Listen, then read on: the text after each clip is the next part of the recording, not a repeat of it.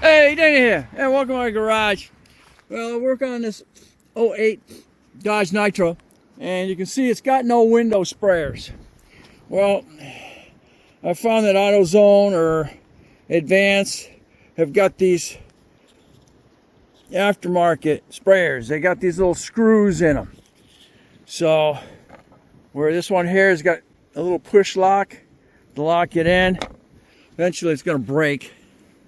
And then you're going to have to buy another one anyway. So, from under here, you got to be careful. Well, you're probably replacing it because it broke off in that. So, that's where you're at with that.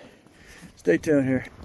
Okay, with that tightened up now, just take your hose here and push her on.